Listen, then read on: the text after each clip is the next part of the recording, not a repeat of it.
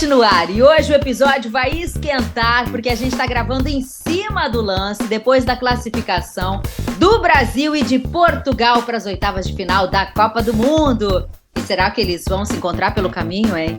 Ai, convidamos Paulino Coelho, jornalista português, para falar sobre a participação desses dois países aí na Copa e também sobre o Mundial, claro, porque também tem a França classificada. Eu sou a jornalista Duda Streves, está começando agora o Goalcast, podcast da GoalManage, que fala de futebol de um jeito diferente.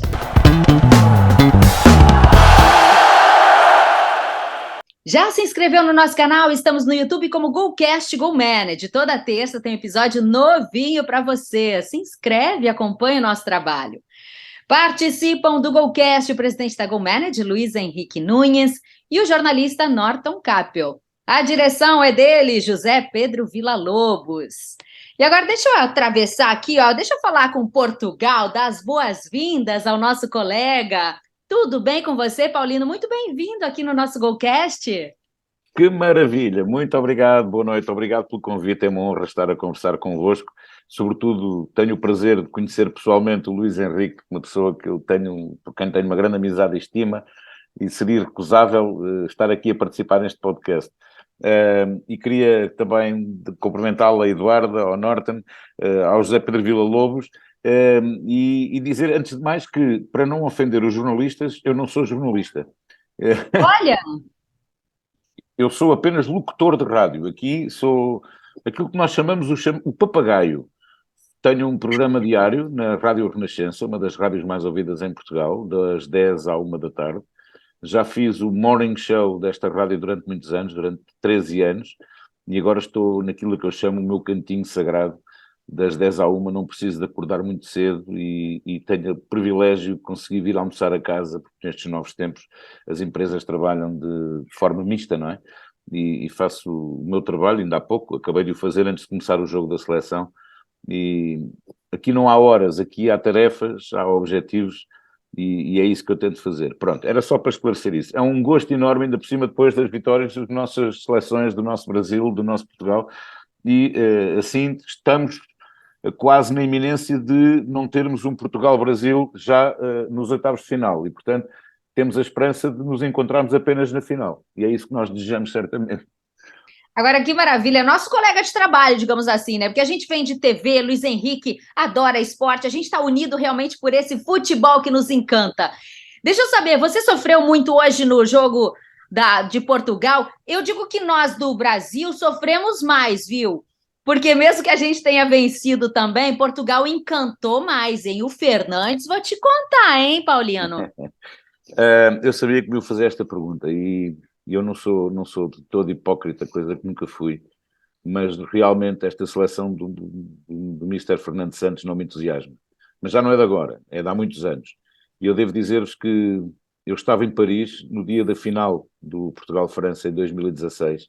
Eu fiz lá um programa de 6 horas junto da comunidade portuguesa e nem sequer fui ao estádio. Acabou o programa e fiquei a ver o jogo no sítio onde estava. E no fim veio tudo muito entusiasmado. Claro que fiquei entusiasmado, Portugal era campeão europeu, não é todos os dias que isso acontece, mas gostava de ter vibrado como vibrei, por exemplo, com o Euro 2004, com o Scolari aqui em Portugal. E acho que falta a Fernando Santos um bocadinho dessa união, e isto não falando em termos técnicos agora, daquilo que é o futebol, daquilo que é o conjunto de jogadores extraordinário que o Fernando Santos tem à sua disposição, falamos também da forma como o Fernando Santos lida com os portugueses, e essa interatividade não cria empatia de todo, não cria empatia. Aliás, eu escrevi no Facebook um post há coisa de um ano, talvez, em que uma das marcas associadas à Seleção Nacional, e não deve pagar assim tão pouco por isso, dizia não somos 11, somos 10 milhões, ou somos 11 milhões, qualquer coisa assim. E no dia a seguir o Mister Fernando Santos veio dizer os meus jogadores, a minha equipa, os meus jogadores, a minha equipa.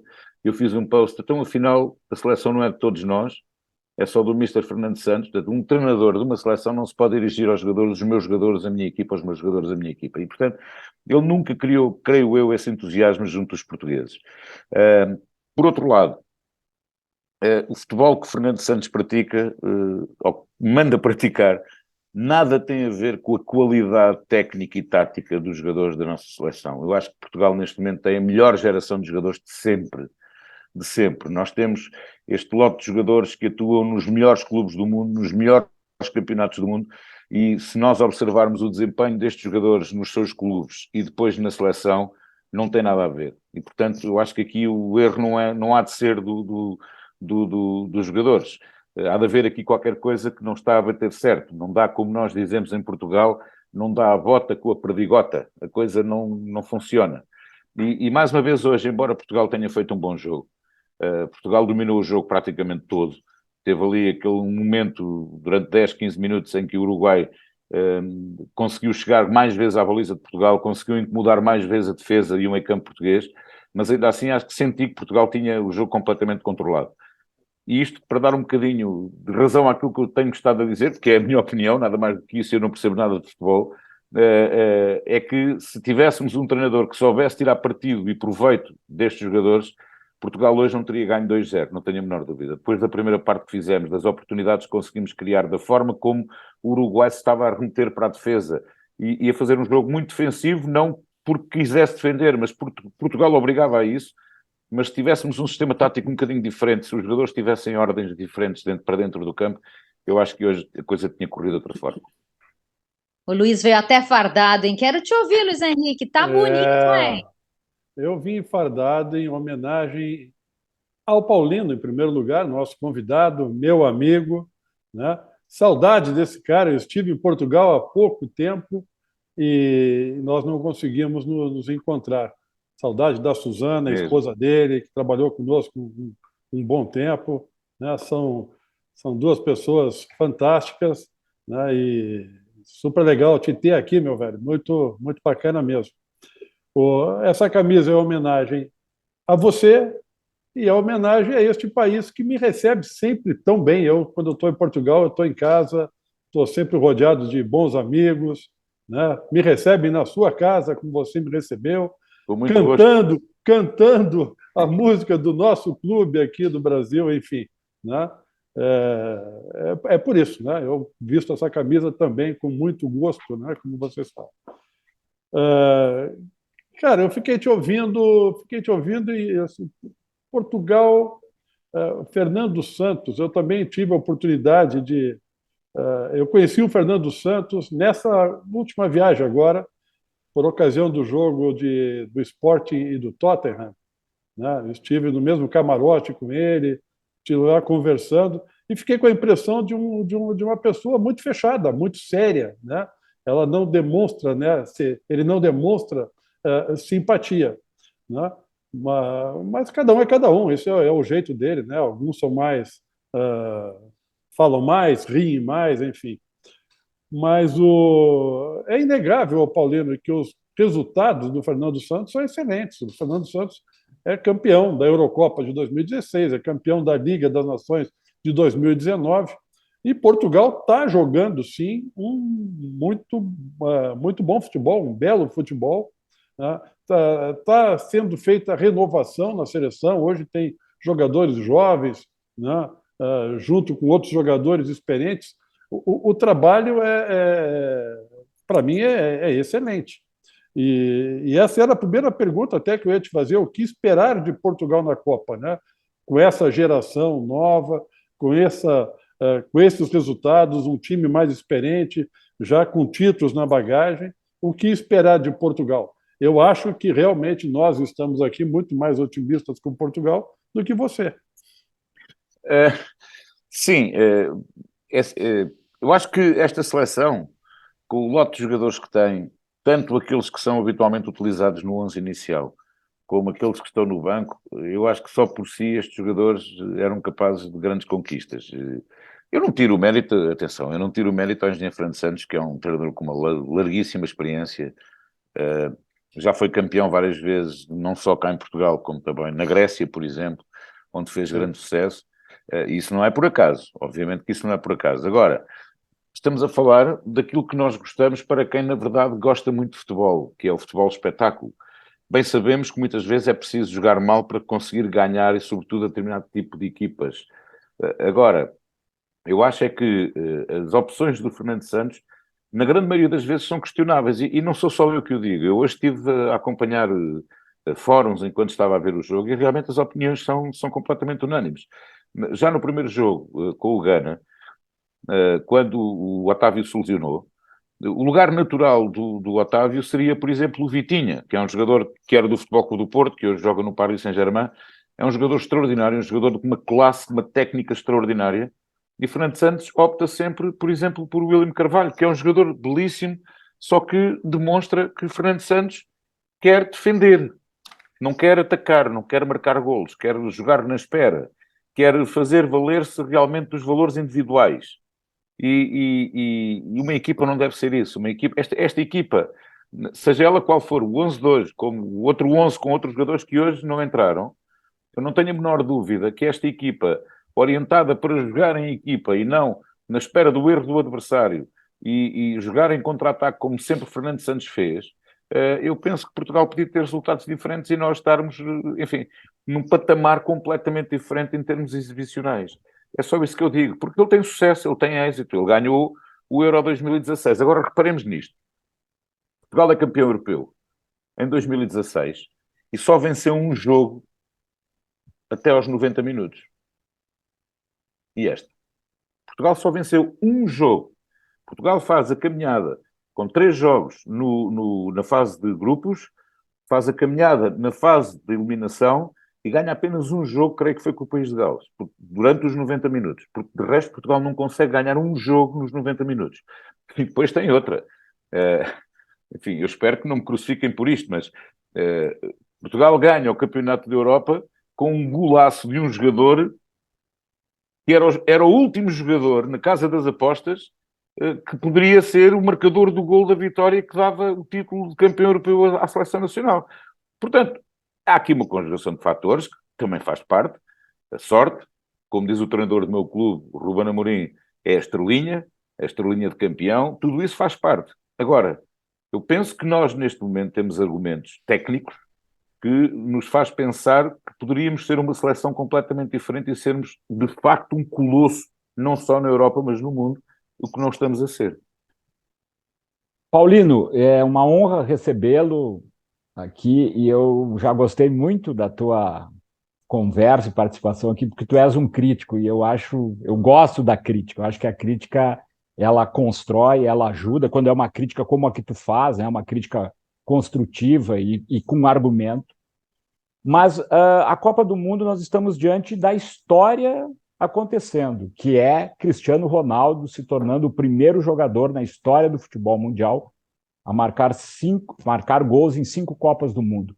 Qual o tamanho desse feito para Portugal, para os portugueses, e qual a relação hoje do Cristiano Ronaldo com a imprensa, com a torcida, uma série de situações. Como hoje Portugal vê Cristiano Ronaldo, esse monstro, esse mito do futebol mundial? Ô Norto, e pegando o ganchinho antes do Paulino, mas hoje ele tentou fazer outro gol hoje, hein? Hoje ele tentou fazer um gol. Isso aí eu acho. Só não fez aquele sinal tradicional de que eu estou aqui, mas ele tentou fazer outro gol, né? Mas eu acho que... Eu acho que bateu no topete. Eu também acho que bateu no topete. Acho que bateu no topete. Mexeu. Tem um ângulo que mostra que a bola não fica dois dedos. Mas o Paulino vai responder, mas ele reivindicou o gol. Ele é malandrão. Bagunçou o cabelo, inclusive, Paulino. Bagunçou o cabelo que estava com gelzinho arrumado. Não bagunçou nada, Eduardo. Isso é coisa de mulher. Porque se fosse coisa de homem, via-se, reparava-se perfeitamente que não há qualquer desvio da bola, a bola não desvia. Mas o meu olhar também é crítico, viu? Não pensa não que eu só olho o jeito. Eu já vos explico em relação ao Ronaldo, mas agora falar do gol de hoje. Eu, por acaso, estava assistindo aqui em casa e a sensação com que fiquei, quando, não no direto, mas na primeira repetição, que o Ronaldo, na verdade, não tinha tocado na bola. E o Ronaldo também teve essa sensação, que ele foi logo a correr para o Bruno Fernandes. Ele não fez o tradicional sim, como ele costuma fazer. Ele foi diretamente para o Bruno Fernandes, riu-se, achou graça, porque achou que toda a gente ia achar que tinha sido ele a marcar o gol. E, na verdade, não foi, e porque, como sabem, as bolas do Mundial têm um chip, e que é muito fácil determinar se a bola tocou, se não tocou, e terá sido isso que aconteceu. Mas eu acho que a olho nu, como nós costumamos dizer, ficou logo claro disso, e o Ronaldo também deixou isso bem claro, indo logo direito a Bruno Fernandes. Em relação à pergunta do Norton, infelizmente, o Ronaldo também não é consensual em Portugal.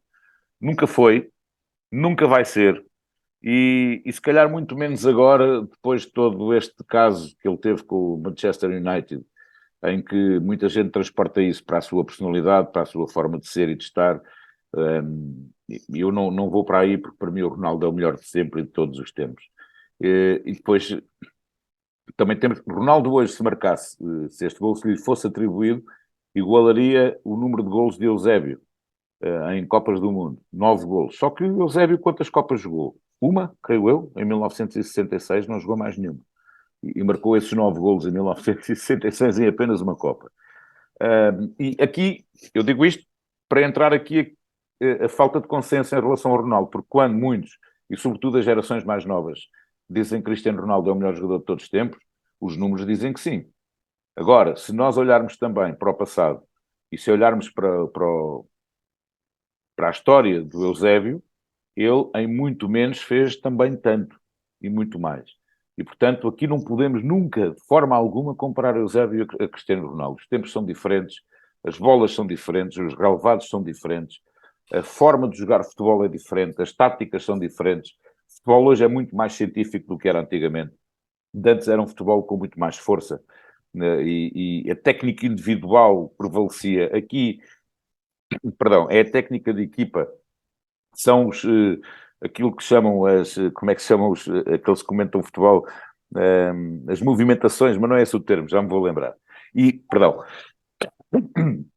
E, portanto, é incomparável hoje podermos colocar Cristiano Ronaldo e Eusébio no mesmo patamar. Não, são patamares completamente diferentes, cada um no seu tempo, cada um à sua maneira, são os dois bichos, monstros, como se costuma chamar. E, portanto, eu penso que as pessoas confundem um bocadinho quando dizem que este é melhor que aquele foi melhor que o outro, e não é assim que se deve pôr a coisa. Ronaldo é, de facto, um animal de bola.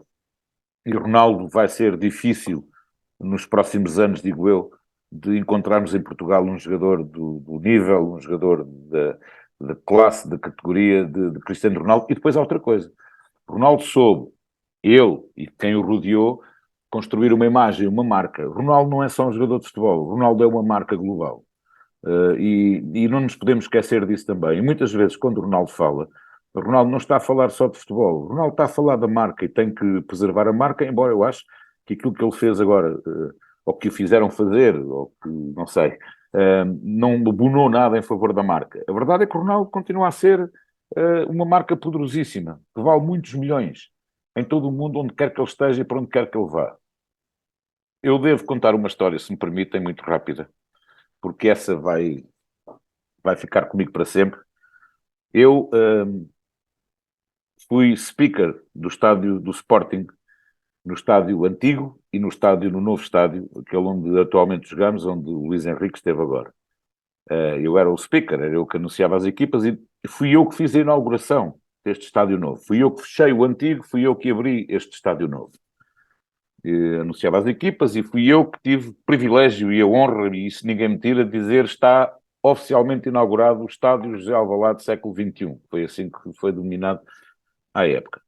No final desse jogo de inauguração entre o Sporting e o Manchester United, o Ronaldo jogou e no final nós fomos, à boa maneira portuguesa, num grupo de amigos em que um deles, cá atrás no carro, tinha um piquenique montado e foi só abrir a bagageira e tínhamos ali leitão, pão, espumante, salada, tínhamos tudo. Bom, e de repente estávamos nós a fazer o nosso piquenique depois deste jogo e passa o Cristiano Ronaldo, na altura, no Mercedes branco, um carro de entrada de gama da Mercedes.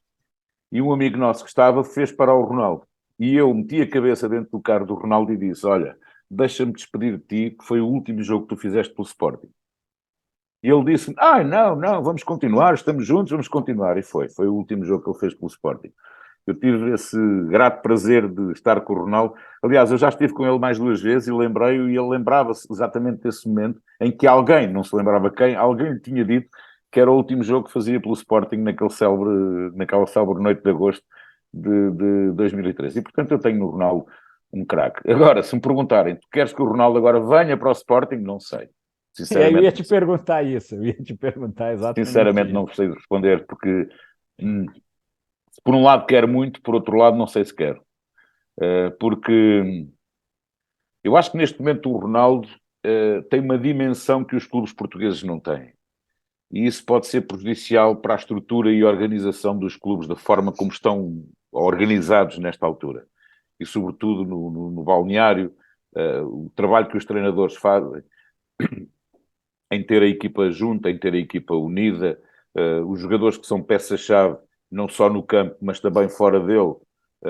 E, portanto, eu penso que a vinda de um furacão para aqui ia agitar um bocadinho as águas, porque o Ronaldo é assim mesmo que não queira, ele só o dizer bom dia despenteia toda a gente. E, portanto, essa é a dimensão do Cristiano Ronaldo. Portanto, não há clube nenhum no mundo que não queira ter o Cristiano Ronaldo.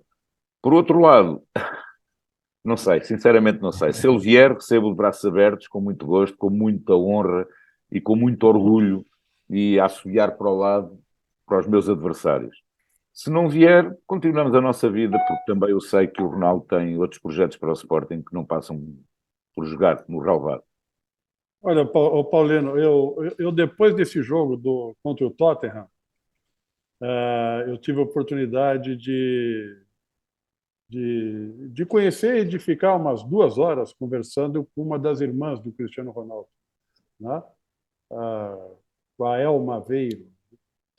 E eu fiz essa pergunta para ela. O teu irmão é cria da academia do Sporting, né? E tá no final da sua carreira. Não seria bacana, não seria legal terminar a carreira no Sporting? E depois nós ficamos ali batendo papo e esperando um Uber, tinha ido de Uber para o jogo por causa do movimento. E quando entrou no Uber, o motorista a reconheceu também, disse assim: olha, eu gostaria muito que o seu irmão viesse jogar aqui em Portugal, né? Só que eu sou torcedor do Porto, ele disse. E nas 2 ocasiões ela respondeu exatamente a mesma coisa, mas com tanta propriedade que eu acho que ela sabe as respostas se o Ronaldo jogaria ou vai jogar de novo em Portugal. Pois, eu acho que aqui nem é a questão do dinheiro que entra, porque o Ronaldo, não sabemos os contornos do negócio da saída e da rescisão do Ronaldo com o Manchester United, certamente o Ronaldo terá que ter pago essa resposta ela também deu para o motorista. O motorista disse: olha, o Porto não tem dinheiro para pagar o Ronaldo. E ela deu uma resposta que eu achei muito legal. Ela disse: se o Ronaldo vier jogar em Portugal, você acha que será por dinheiro? Claro que não, e é por isso que eu digo. Agora, eu acho que o Ronaldo ainda quer mostrar, e sobretudo mostrar ao Tenag, porque o Ronaldo é muito orgulhoso, já todos nós sabemos. Eu cruzei-me com o Ronaldo 2, 3 vezes, não conheço a sua personalidade propriamente, mas aquilo que nós sabemos do Ronaldo é uma pessoa que vai querer ainda mostrar que, se calhar, o United errou ao fazer o que fez. E eu neste momento só vejo, não sei, eu neste momento, com montantes que paguem aquilo que é o real valor do Ronaldo, só vejo neste momento um clube a fazê-lo e não vejo outro. Agora,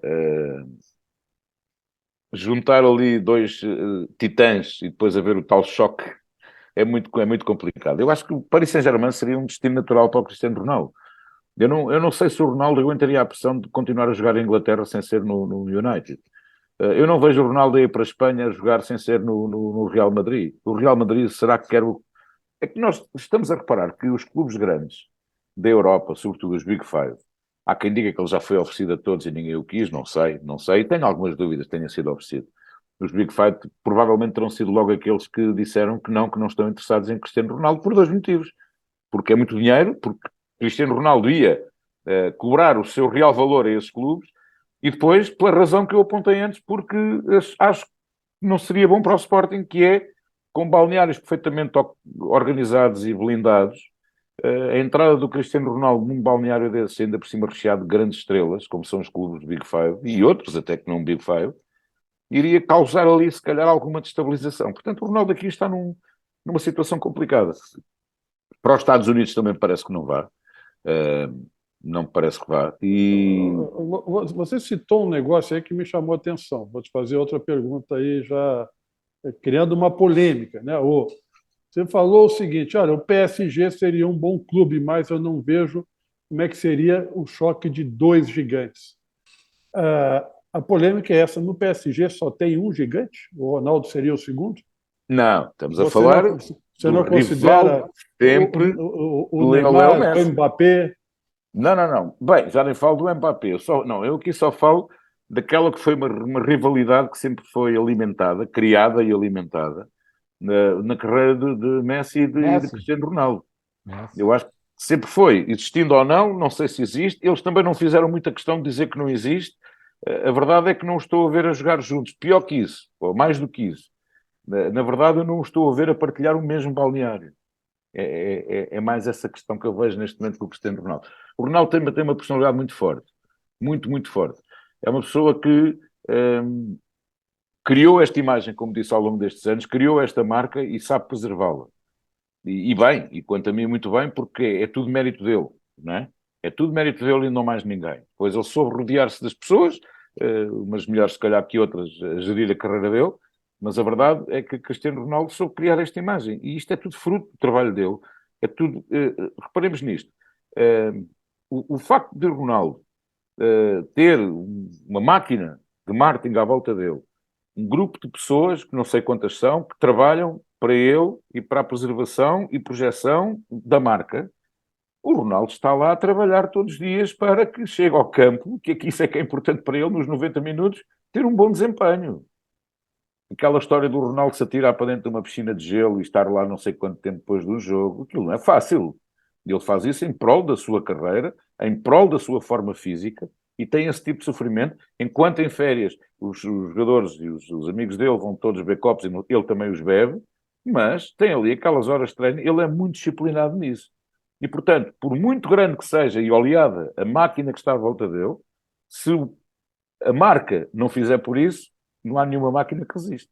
Paulino, você falou aí do Cristiano Ronaldo, que é um super ídolo no mundo todo. Nós, brasileiros, admiramos demais o Cristiano Ronaldo, embora hoje o Bruno Fernandes arrasou demais no jogo, né? Mas eu queria saber qual é a opinião dos portugueses, e a sua especialmente, com relação ao Neymar, que está machucado, é a grande esperança da seleção. Ele divide opiniões aqui. De um lado, você falou aí do Cristiano Ronaldo, como ele se preocupa em fazer tudo certinho. Aqui do nosso lado, nem tanto. Então, eu queria saber qual é a opinião dos portugueses, especialmente a sua, com relação ao Neymar. Eu acho que o Neymar é daqueles jogadores que estão naquele patamar dos Big Three, desta última geração, destes últimos anos. Temos Neymar, temos Lionel Messi e temos Cristiano Ronaldo. E depois há outros jogadores que depois vão variando. Agora, por enquanto, e eu acho que, apesar de tudo, por enquanto, estes três jogadores estão no pódio e são o top 3 que nós temos dos melhores do mundo.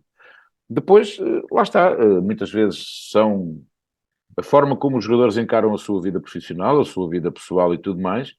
E por exemplo, contam-se pelos dedos as vezes que o Ronaldo teve uma lesão em que esteve afastado muito tempo, a não ser, por exemplo, quando foi o campeonato da Europa à final, em que, devido a um toque, Ronaldo lesionou-se. Neymar tem tido mais esse tipo de problemas, porque provavelmente, lá está, não tem esse cuidado na sua preparação, não tem esse cuidado na sua vida no dia-a-dia. Agora que Neymar é um jogador extraordinário, é um jogador do outro mundo, dá gosto de ver jogar. Nós aqui dizemos dos vossos craques brasileiros, e vocês não levam a mal quando nós dizemos que vocês têm verdadeiros brinca na areia. O brinca na areia que pode ter um sentido depreciativo, mas não é o caso. O brinca na areia, para mim, é aquele jogador que consegue agarrar na bola e fazer o que quer dela. Para mim, esse é o verdadeiro brinca na areia. Provavelmente para vocês o brinca na areia é aquele jogador que aluga 1 metro de terreno, 1 metro quadrado de terreno e não passa daí. Também os tivemos cá e também os temos cá, portugueses. Mas Neymar não, está muito acima disso. Eu acho que Neymar, Ronaldo e Messi são os 3 melhores jogadores do mundo de há muitos anos e vão continuar a ser, embora temos agora um fenómeno que está a aparecer, que se chama Haaland. Eu acho É que esse verdade. rapaz vai ser outro verdadeiro bicho. Outro, já é um verdadeiro animal. E esse não tenho a menor dúvida que dentro de 2 anos vai ser o melhor jogador do mundo várias vezes. Várias vezes, não tenho a menor dúvida.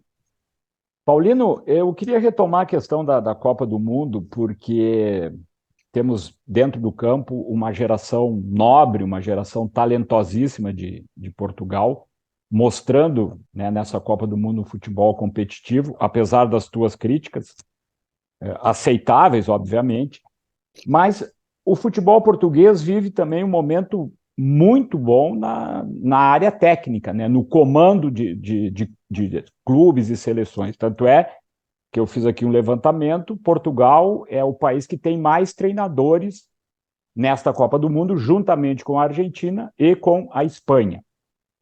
A pergunta que eu faço, e até aqui no Brasil nós temos um exemplo aqui de um treinador fantástico, Abel Ferreira, campeão pelo Palmeiras, campeão de todas as competições que disputou aqui com o Palmeiras, e hoje o comando, né, do futebol por parte dos portugueses é uma referência mundial. A tua crítica ao treinador atual, Fernando Santos, quem tu gostarias que tivesse treinando a seleção portuguesa? Qual a tua avaliação dos treinadores portugueses? Por que eles chegaram nesse nível? Vão continuar assim? Vamos lá ver. Ser treinador de uma seleção será, porque eu não sei, mas penso que será, diferente de ser treinador de um clube, porque um treinador de um clube tem que gerir o dia-a-dia, tem que gerir o treino, as metodologias de treino e tem que manter a equipa naquela forma desejada, juntamente com toda a sua equipa técnica. Ser treinador de uma seleção já é diferente. A gestão tem que ser feita de forma diferente. Porque os jogadores não estão juntos numa seleção muitas vezes, muito tempo, e portanto essa gestão tem que ser feita de forma completamente diferente. Fernando Santos, ao que me dizem, é a pessoa indicada e continua a ocupar este cargo na Federação porque é a pessoa que melhor sabe gerir. Eu não sei se vou usar um termo, não sei se eu devia usar, mas vou usar, que foi esse termo que me usaram. É o melhor que sabe gerir as primadonas, que são os jogadores que estão na seleção. E que Fernando Santos faz isso muito bem. E que esse é o grande mérito de Fernando Santos, conseguir saber gerir os egos de todas estas grandes estrelas do futebol mundial, porque o são, na sua grande maioria. E, portanto, ser treinador de uma seleção tem que ser naturalmente diferente do que ser, e a própria postura e a própria modelo de gestão de uma equipa numa seleção ou num clube tem que ser naturalmente diferente. Portanto, é muito difícil para mim responder a essa pergunta, porque eu para já não sei até que ponto é que há algum treinador português neste momento disponível para vir a treinar a seleção portuguesa. Porque os bons estão todos ocupados e para vir para a seleção tinha que ser um bom. E não sei até que ponto é que haveria um treinador que estivesse disposto a abdicar de um clube de fazer todos os dias aquilo que gosta de fazer para só o fazer de vez em quando. Porque na verdade é isso. Há todo um trabalho a fazer, de planeamento, preparação e que é preciso que seja feito. Fernando Santos não é uma pessoa que não tem nada para fazer, enquanto a seleção não está junta e não está a trabalhar junta. Claro que tem, claro que terá. Agora, um treinador acho que sente na pele essa coisa de precisar do cheiro a relva diário. E, portanto, nesta altura eu acho que não há em Portugal qualquer treinador que possa vir a ser, na minha opinião, aquele que pode gerir muito bem não só estes egos, porque isso é fácil até com psicólogos e tudo mais, há equipas para gerir isso, ele só tem que se preocupar em pôr aqueles jogadores a jogar aquilo que eles sabem. E acho que é um bocadinho isso que falta à seleção portuguesa. Eu acho que se Portugal for campeão do mundo, vocês vão me convidar para virmos aqui voltar a falar. Eu não vou engolir estas palavras que estou aqui a dizer. Não, a minha opinião não vai mudar, como não mudou quando fomos campeões europeus. Agora, acho que o nosso desempenho, o caminho podia ter sido diferente. Eu não tenho dúvidas que Portugal pode ser campeão do mundo. Eu não tenho a menor dúvida. Eu acredito nisso. Agora, acho que o podíamos ser de uma forma mais espetacular, porque eu sou pelo espetáculo. Eu sou uma pessoa... O Luís Henrique conhece-me assim um bocadinho, porque já esteve comigo várias vezes, já assistiu até a coisas que não devia ter assistido, do meu entusiasmo e depois do meu mau feitio, do meu outro lado. Mas eu gosto de viver as coisas com intensidade, ponto. Porque se as coisas não são para ser vividas com intensidade, não vale a pena. Mas é que eu digo, tenho muita pena de não viver com intensidade a seleção nacional, como, por exemplo, eu vivi o Euro 2004 aqui em Portugal. Mas, Paulino, agora eu preciso aprofundar um pouco essa questão, porque só para ficar o registro aqui, né? O Carlos Queiroz dirige o Irã, com boas chances de chegar às oitavas de final. O Irã enfrenta os Estados Unidos, confronto direto, joga pelo empate. E o Paulo Bento, a Coreia do Sul, que realmente talvez pouquíssimas chances de chegar nas oitavas. Eu citei aqui o Abel, que tem um trabalho exemplar no Brasil, para o nível dos treinadores de futebol brasileiro, e teve o Jesus, que marcou aqui a era do Flamengo com um futebol espetacular. Porque aí eu também tenho que te perguntar, o Fernando Santos não encerra o ciclo em Portugal, independente de onde Portugal chegar nessa Copa? Não há essa previsão aí, porque o Tite encerra o ciclo aqui no Brasil com o Brasil hexacampeão ou o Brasil sendo eliminado nas oitavas de final da Copa. Eu acho não há essa previsão aí, Paulino, de encerrar o ciclo do... Aquilo que eu li, a análise que eu tenho é que só havia, de facto, a possibilidade de Fernando Santos sair ou pelo seu pé, e eu penso que ele pelo próprio pé sairia, ou então conversado com o presidente da Federação Portuguesa de Futebol, caso não conseguisse chegar aos oitavos de final. Aí era um dado adquirido que Fernando Santos sairia. A partir do momento em que Fernando Santos se qualifica para os oitavos de final, já está nas mãos do presidente da Federação, já está nas mãos do próprio Fernando Santos, e não acredito que vai acontecer. Eu não acredito, acho que Fernando Santos vai fazer a campanha para o próximo Euro, 2024, não é? E vamos ter um treinador para o Euro 2024. Agora eu estou entendendo a tua frustração hoje. O Fernando Santos garantiu a vaga. Agora eu entendi. Não, até parece que eu queria que Portugal perdesse. Não, de todo. Não, de todo. Eu gostava é que Fernando Santos, ele próprio, chegasse à conclusão que o ciclo dele, no final deste Mundial, independentemente do resultado, que o ciclo dele chegaria ao fim e dar oportunidade a outras pessoas. No caso dos treinadores que falaste, Norton, curiosamente têm os dois duas coisas em comum. Ambos já foram treinadores da Seleção Nacional, tanto o Paulo Bento como o Carlos Queiroz, e também já foram treinadores do meu Sporting Clube Portugal. Pronto. E o Carlos Queiroz... Então me faço perguntas difíceis. Bom, o Carlos Queiroz tem uma experiência muito negativa na Seleção Nacional, embora Carlos Queiroz tenha sido campeão do mundo de sub-20, sub-21 por duas vezes, em 89 e em 90, em Riad e depois cá em Lisboa, campeão do mundo em que ele foi responsável por fazer despontar uma nova geração de futebolistas que naquela época Portugal bem precisava, que não os tínhamos, e de facto houve ali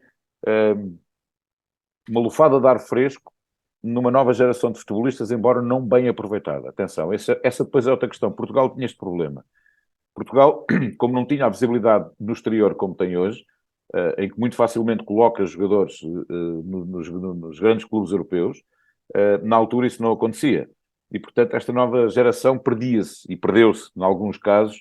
Felizmente, houve casos como o caso de Luís Figo, o caso e outros jogadores, que o Vítor Bahia, por exemplo, o guarda-redes do Futebol Clube do Porto e depois da Seleção Nacional, mas na grande maioria esses jogadores limitaram-se à competição interna, ao consumo interno, e não tiveram depois o que hoje a grande maioria dos bons jogadores tem, que é a possibilidade de saída. Isso também interfere com empresários e depois a forma como também está feito hoje o mercado do futebol, que é diferente do que era há 20, 30 anos. Bom, mas Carlos Queiroz, para mim, não. Até porque o Carlos Queiroz teve uma questão... Teve um jogador da Seleção Nacional que foi de propósito ao Estádio Nacional para puxar sarro, como vocês costumam dizer, não é? E, portanto, foi um caso único, nunca aconteceu. Paulo Bento esteve vários anos à frente da Seleção Nacional, fez boas campanhas, mas também não teve aquele espírito mobilizador. Não teve esse espírito mobilizador. Eu acho que faz falta esse espírito mobilizador. E mais do que nunca agora é urgente. Porquê? Porque temos, repito, a melhor geração de sempre de futebolistas, os jogadores que jogam nos melhores clubes do mundo, que fazem exibições estrondosas e são fundamentais, importantíssimos nos melhores clubes do mundo, e depois chegam à seleção e não passam de jogadores absolutamente, não diria banais, porque não são, mas com exibições que nós ficamos a ver que nem 50% em alguns casos eles deram pela seleção, porque a culpa não é deles, a culpa é como o jogo está montado, as instruções e as ordens que eles recebem. Pronto, e portanto, para mim, Norton fora de questão, Paulo Bento, gosto muito, mas mesmo muito do Paulo Bento, conheci-o ainda enquanto jogador do Sporting, e o professor Carlos Queiroz não tenho o prazer de o conhecer pessoalmente, mas o professor Carlos Queiroz fez com que o Sporting uma vez não fosse campeão no estádio de Alvalade contra o Benfica.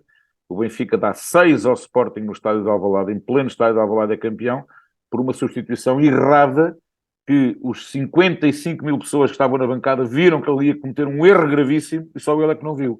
E a verdade é que as 55 mil pessoas tinham razão.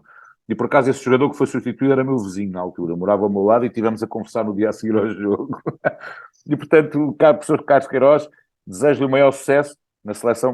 Não, de todo. O Paulo Bento ainda vai fazer carreira a nível de seleções noutros. Ele hoje mostrou um bocadinho o que é aquele sangue latino, não é?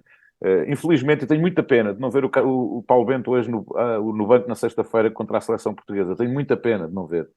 Mas ele até tinha alguma razão naquilo, não sei o que é que ele disse ao árbitro, mas aquela expulsão, ele próprio podia ter evitado e estar no banco da Coreia contra a seleção do seu país. Exatamente, ele foi expulso, né, no jogo contra hoje e está fora desse jogo final, né? Eu acho que o Jorge Jesus era uma boa opção para a seleção nacional. Não sei se o Jorge quer ser selecionador. O Jorge é daqueles que têm necessidade de cheiro a relva, de trabalho diário, acordar de manhã e ir ter com os jogadores. Não sei se o Jorge ia conseguir estar 6 meses afastado dos seus jogadores, do relvado, do treino e tudo mais. Mas eu acho que era uma boa possibilidade. Outra é o José Mourinho. Também eu adorava ver o José Mourinho como selecionador nacional. Opções não faltam, mas teremos sim, Fernando Santos por mais um tempo, então. Norton, nós tivemos aqui não foi há muito tempo, há uns 3, 4 anos, em que todos os clubes da primeira divisão em Portugal eram treinados por treinadores portugueses. E isso demonstra e mostra que realmente nós temos uma grande qualidade de treinadores em Portugal. E que não é preciso ir buscar treinadores lá fora só porque há um empresário A ou B tem interesse em trazer este ou aquele, muitas vezes para fazer a ponte daqui para ali. Nós sabemos como é que isso funciona. Quando aqui temos uma geração de treinadores também belíssima, treinadores com grande qualidade, e vai ser daí que vai surgir o próximo selecionador português. Vai ser daí, dessa nova geração de treinadores, temos vários. Eu preciso fazer um comentário, Paulino, bem ao contrário do Brasil, que encontrar um treinador nesse fim de ciclo do Tite está muito complicado. As opções aqui no Brasil são, na minha opinião, muito escassas mesmo, e talvez se opte por uma volta ao passado. Aí não há grande possibilidade de surgir, né? A minha opinião, não sei o que o Luiz e a Eduarda pensam disso, mas eu acho que nós vamos ficar aqui no mais do mesmo. Aqui não tem um grande novo treinador, um treinador que possa realmente cumprir com toda essa exigência que é comandar uma seleção nacional. Ô Norton, mas nada é de graça, né? Essa geração, essa quantidade de treinadores portugueses bem-sucedidos. Você citou também os espanhóis e os argentinos, né? Não é coincidência, não. São as três melhores escolas de formação de treinadores do mundo. Portugal e Argentina, em primeiro lugar, e Espanha, né? Não é à toa, não é de graça isso. Qual é a escola de formação de treinadores no Brasil? Né? CBF agora tem, mas é incomparável, né, a qualidade da formação em relação a esses 3 países. Né? Jogador é a mesma coisa, o Paulino. É a melhor safra de sempre de Portugal, né? Com a seleção são 26 jogadores, somente 5 jogadores atuam no futebol português. Acho que são 2 do Porto, 3 do Porto. Temos o Diogo Costa, temos o Otávio. Não, na verdade não são 5, são 7. Temos o Diogo Costa, 3 do Porto, 3 do Benfica e um do Braga, né? Exatamente. São 3 do Porto, 3 do Benfica e um do Braga. É até uma pergunta que eu te faço, né? Esta mesma preocupação que em algum momento Portugal teve em qualificar a formação dos seus treinadores, dos seus profissionais, me parece que deve estar havendo também em relação aos seus jogadores. Né? Por isso que Portugal está ganhando no Sub-20, está ganhando no Sub-21, está com a melhor safra de sempre, como tu disseste. Né? Isso é fruto de trabalho, nada acontece gratuitamente. Nada é coincidência, é por acaso. Eu julgo que os clubes mais dotados, nomeadamente os grandes, o Sporting, o Benfica, o Porto e agora também o Sporting Braga, que acaba de construir a sua cidade do futebol também, a sua academia, eu penso que tem apostado e bem. O Sporting sempre apostou, o Benfica também naturalmente também apostou, o Porto um bocadinho menos, mas nos últimos anos também tem apostado e bem, com grandes jogadores que têm saído da academia do Olival, mas eu penso que os três grandes, e agora o Braga, têm apostado, até porque, enfim, aquilo que é a gestão financeira dos clubes também não permite andar em altos voos e, portanto, é preciso também trabalhar com a prata da casa, e para trabalhar com aquilo que se chama a prata da casa também temos que os dotar de qualidade e formação suficiente para que depois possam ser chamados à equipa principal e responder de uma forma positiva e de acordo com aquilo que são as necessidades. E isso eu acho que tem acontecido. Nós temos esta tal geração de futebolistas que foram formados e, sobretudo, este lote de jogadores que estão no Qatar, são jogadores formados entre o Sporting, Benfica e o Futebol Clube do Porto, e depois temos também o Ricardo Horta, que ainda não teve a oportunidade de mostrar a sua arte e o seu valor, terá certamente, até porque isto agora começa a apertar à medida que o tempo vai passando, há mais desgaste, há menos intervalo, menor intervalo entre os jogos, e portanto Fernando Santos vai ter que naturalmente apostar noutros jogadores para fazer rodar a equipa, quanto mais não seja entrando, para que os jogadores possam também ter um bocadinho mais de descanso. Mas está a ver-se aqui realmente também a aposta na formação dos clubes. Não só na seleção, mas também depois como os jogadores são cotados ou ficam cotados e são pretendidos por outros clubes. Eu bem sei que muitas vezes não é o valor de um jogador que o leva para esta equipa ou para aquela. Muitas vezes são os contactos, os empresários e tudo mais, e nós temos bons exemplos disso, que não vale a pena falarmos sobre isso, nem eu percebo nada disso. Mas, na grande maioria, felizmente, é mesmo o valor desses jogadores que os leva aos grandes clubes da Europa. E reparemos noutra coisa, Luís, que há pouco estavas a dizer, por causa dos só apenas 5, 6 jogavam em Portugal. Eu não tenho a certeza, que não fui fazer essa estatística, mas pensei nela antes de vir para aqui, mas já não tive tempo de a fazer, portanto é um bocadinho empírica e não científico aquilo que eu vou dizer. Mas Portugal, se não é o clube, ou melhor, o país, com mais jogadores no Mundial, isto é, jogadores que atuaram há pouco tempo ou que ainda atuam em Portugal, se Portugal não for o país com mais desses jogadores, será dos países top 3. Portugal, Inglaterra e eventualmente Espanha ou Itália. Mas eu creio que até mesmo a seleção brasileira está recheada de jogadores que muito recentemente jogaram em Portugal e estiveram em Portugal. Por exemplo, hoje temos a Argentina, um dos jogadores mais... Da Argentina, perdão, o Uruguai, um dos jogadores mais jovens da seleção, joga cá em Portugal, o Manuel Ugarte. Tem 21 anos, hoje jogou aquele miúdo que joga no Manchester United e tem apenas 20. São os dois jogadores mais novos. Mas temos Sebastián Coates, capitão da equipa do Sporting, que depois foi o central da seleção.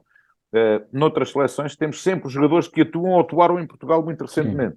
Portanto, eu penso que Portugal está presente nas duas vias, na via do ir e na via do vir. E, portanto, eu penso que Portugal aí demonstra um bocadinho, e, embora eu pense que as autoridades cá não fazem nada por isso, mas demonstra um bocadinho que o nosso futebol é competitivo, e o futebol em Portugal é competitivo e é atrativo. Agora, deixa eu puxar um pouquinho para a Copa do Mundo. O Paulino destacou o quanto ele gosta do futebol arte, futebol show, espetáculo. Não vimos nada ainda nesse sentido, né? Acho que tivemos alguns jogos, pelo que eu vi até o momento, tivemos alguns bons jogos, golaços, vimos alguns. Agora, esse futebol arte ainda não apareceu na Copa, né? Não sei qual é a opinião de vocês aí. Eu acho que tivemos... O primeiro grande jogo, na minha opinião, que se viu nesta Copa foi o Espanha-Alemanha. Acho que foi o primeiro grande jogo, digno disso mesmo, do nível e da dimensão de uma Copa do Mundo. Agora, ontem vimos como é que é? A Sérvia com... Foi ontem ou hoje já? 3-3? Às 10 da manhã em Portugal, Sérvia, vocês estão todos a dormir ainda. Foi hoje. Sérvia e Camarões. Foi hoje. Que jogo magnífico. Eu sei, vocês estão a dormir a essa hora e não veem. Agora eu... Não, eu estava vendo. Aqui é sério. Aqui é 7 horas. 7 horas.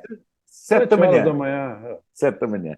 Pois eu tenho a sorte, estou a fazer o programa às 10 da manhã, quando eu começo a fazer, e tenho, como se diz em Portugal, um olho no burro, o outro no cigano. Mas que jogo magnífico! Mas que jogo magnífico foi esse hoje.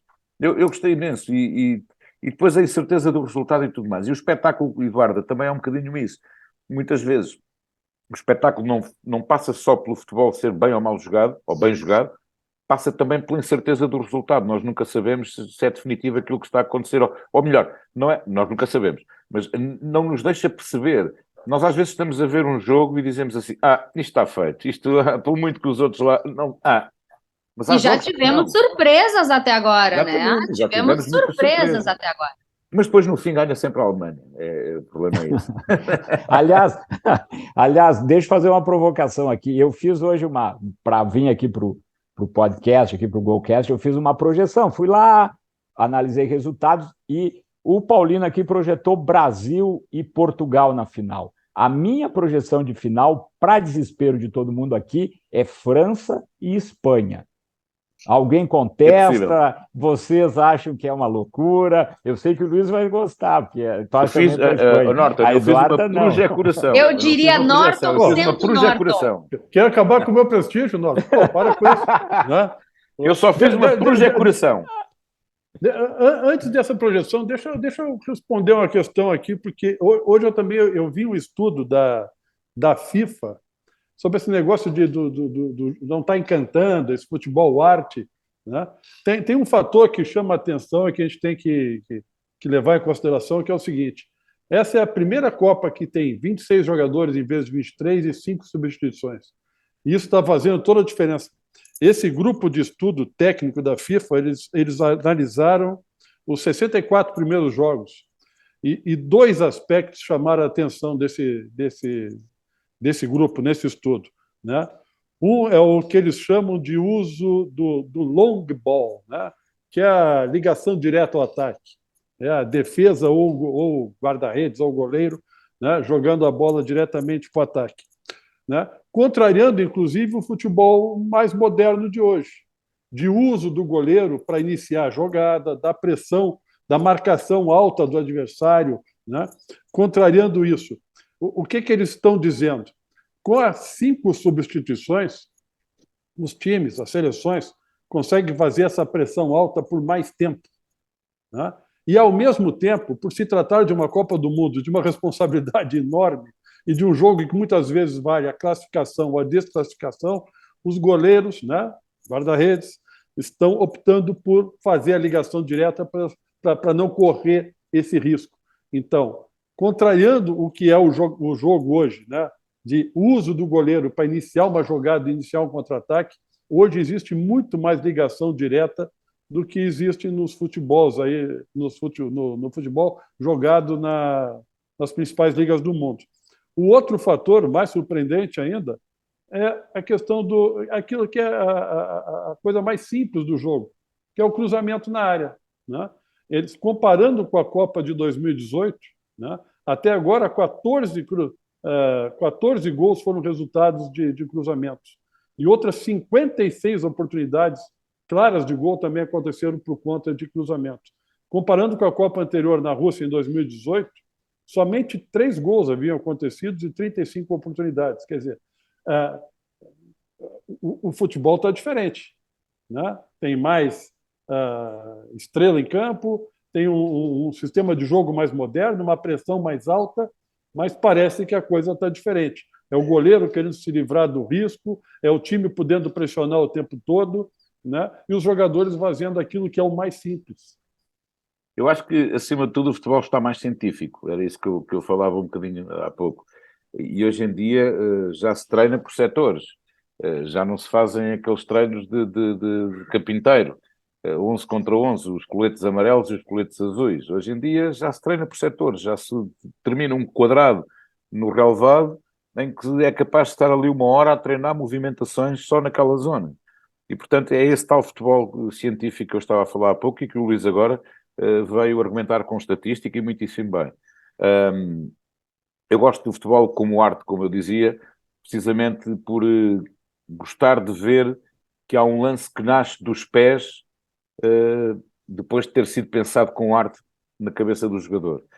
E não aquele futebol que muitas vezes Portugal tem estado a usar, tanto no jogo de hoje, mas mais no primeiro jogo com o Ghana, que é a bola para ir do guarda-redes ao meio campo, foram precisos 30, 40 passos.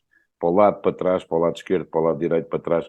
Aquele futebol que o Guardiola inventou no Barcelona na altura, o tic-tac, não é? E eu não sou muito fã desse tipo de futebol, embora saiba que é eficaz. E quanto mais não seja, é daquele tipo de futebol que não mata, mas desmoraliza, como dizia um autor aqui em Portugal. Paulino, tu sabe que o Guardiola detesta essa comparação do tic-tac, né? Ele diz que não é o tic-tac que ele faz, né? Mas é um bocadinho. Eu sou mais adepto daquele futebol antigo à inglesa. Com 2 passos a bola ia de baliza a baliza, quase, não é?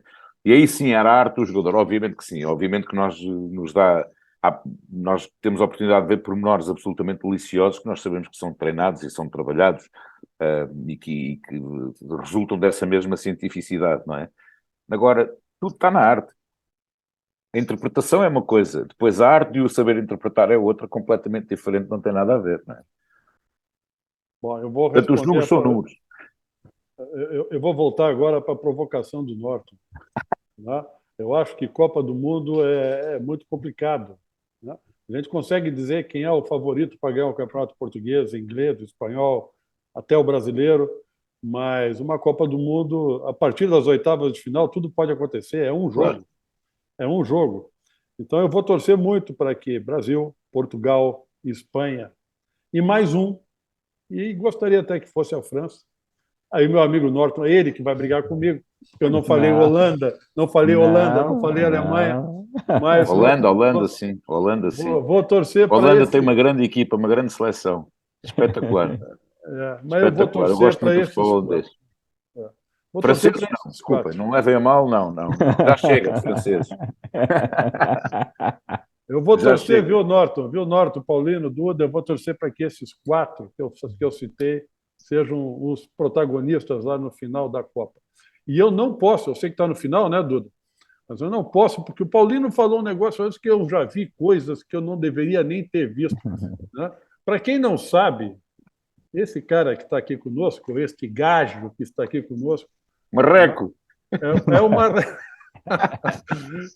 Nós temos um amigo comum, o Norton conhece o Antônio, sério, eu acho que a Duda pessoalmente não conhece, não lembro se conhece de outra forma, mas o Paulino era chamado sempre de Marreco, Marreco, com essa entonação.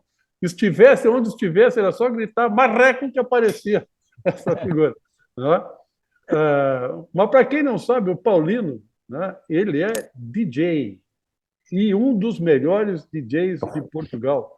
É festa pesada que não acaba mais. Já tive em algumas, olha, para aguentar não é fácil, viu? Agora, sempre é festa longa e festa regada, alguma coisinha, e aí lá no final fica todo mundo feliz demais, e seja o que for, né? Mas tudo dentro da ordem, né, Paulino? Sempre dentro da ordem. Sim. Agora tenho quarta-feira, porque quinta é feriado em Portugal. Eu acho que eu só lembro de ter quebrado uma mesa. Tenho quarta, sexta e sábado. Alguém ter caído de um banco, né? Que legal. Agora vem cá, eu fiquei curiosa aqui para saber se não tem narradoras aí em Portugal, comentaristas mulheres. Tem. Ainda bem, Pauliano. Temos, felizmente. Narradoras, creio que não. Narradoras, não creio que tenhamos. Agora, comentadoras, sim, temos. Temos, felizmente, e temos uma geração de miúdas muito competentes e que sabem de futebol, sabem bastante de futebol, e as televisões estão a apostar um bocadinho nisso também. Sim, muito bem. Que legal, porque a gente tem acompanhado também as nossas narradoras aqui do Brasil fazendo Copa do Mundo, comentarista em TV aberta, eu acho que é uma grande conquista, eu não podia deixar de falar sobre isso, até porque você brincou do gel no cabelo, eu falei, para tudo, gente, vamos falar de futebol. Mas assim, que legal que Portugal também tem, né? Aqui Sim. no Brasil nós realmente estamos ocupando espaços assim, eu acho muito bacana isso. Embora o Qatar não goste muito desse negócio, né? A cena das cotas, o negócio, como vocês dizem, o negócio das cotas, para mim as cotas têm que ser de competência e não de género. E, portanto, eu acho que há competência em todos os géneros e por que não? E aquilo que era um estigma há uns anos de mulheres a comentar futebol, hoje isso acabou. Não faz sentido já sequer falarmos sobre isso. Não faz sentido. Aliás, a chefe aí tem que dar o prognóstico dela, né? Todos nós aqui falamos sobre prognósticos da Copa, o Luiz falou das preferências. Qual é a tua, Eduardo? O que você acha que vai dar? Não, eu quero Brasil, agora. Pois é, eu queria Brasil e Portugal na final. Mas... Muito, queria Brasil e Portugal, mas não vou dizer quem eu quero que ganhe. Tá? Porque... Brasil. Então... Não, Paulino, aquele secam o Brasil, é um negócio impressionante. Eu não falei isso. Mas, assim, eu sou admiradora do Cristiano Ronaldo, já falei em outros episódios aqui do Golcast, e acho que ele precisa de um lindo fechamento de Copa do Mundo. Aí tá faltando a cerejinha. Então, eu gostaria de realmente ver essa final aí. Nós devemos estar mesmo a terminar, não é? Não sei quanto tempo é que temos de programa, mas eu só devo dizer-vos uma coisa, e poderemos voltar a falar mais tarde e gravar ou reproduzir isto. Mas quem vai ganhar a Copa do Mundo é uma seleção europeia, não tenho a menor dúvida. Eu acho que vai ser uma seleção da Europa, até porque o calendário é favorável. O calendário é muito favorável às seleções europeias, porque geralmente as Copas do Mundo, as Copas da Europa, são em final de época em que os jogadores e as equipas estão cansadas, desgastadas, a precisar de férias, ainda têm que ir fazer mais um mês e tal de competição. Aqui não, aqui está naquela que seria a altura do pico de forma para os clubes europeus. E, portanto, os jogadores foram nos seus picos de forma fazer este Mundial. Por isso é que eu acho, e não é por os jogadores brasileiros, europeias, eu acho que é mais por isto, o campeão do mundo vai ser europeu. Veremos! Os jogadores brasileiros estão no mesmo, jogam todos na Europa, eles estão na mesma forma. Isso, mas na mesma sim, forma, claro, mas exatamente. Mas o treinador brasileiro não joga na Europa. Aí eu concordo com o Paulino. Norton, estamos sintonizados em continentes diferentes. Muito bem, eu acho, Eduardo, que vale uma aposta aqui para ser paga em Portugal pelo Paulino. Bora! Bingo! Aqui nesta casa, nesta sala. Paulino, eu divido contigo essa. Eu estou junto contigo.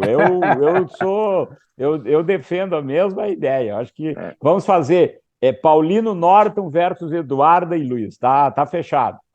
Tá fechado. Duda, vamos de Sul-Americana é brabo, nós temos que ir de Brasil.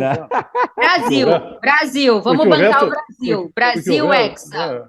Brasil versus o Equador não vai ganhar a Copa, não tem jeito. Não, Brasil Hexa, gente. Brasil Hexa. Brasil versus Europa. Eu fechei essa. Fechadíssimo. E eu vou fechar o nosso Golcast aqui, porque já está tarde em Portugal. Preciso agradecer, Paulino, a essa tua participação aqui muito especial nessa nossa conexão Brasil-Portugal, no dia que os dois países classificaram para as oitavas da Copa do Mundo. Foi um golaço aí do Luiz Henrique Nunes hoje, hein? Que fez essa conexão pra gente, muito bacana. Então, muito obrigada, Paulino. Tudo de bom aí. Boa sorte, Portugal, viu? Muito obrigado. Boa sorte, Brasil, Eduardo. Um beijo enorme. Norton, meu querido Luís, muito, muito obrigado. E estarei sempre disponível, sempre que acharem que eu poderei ser útil para estarmos aqui à conversa. Muito obrigado. Então, já que o craque brasileiro é o Pombo, eu vou me despedir dizendo um beijo, marreco! Que maravilha! Esse nosso Golcast, podcast da GoManage, que fala de futebol de um jeito diferente. Já se inscreveu no nosso canal? Estamos no YouTube como Golcast GoManage e também nas principais plataformas de áudio. Te inscreve e acompanha o nosso trabalho. Beijo! Boa sorte, Brasil! E a gente se vê!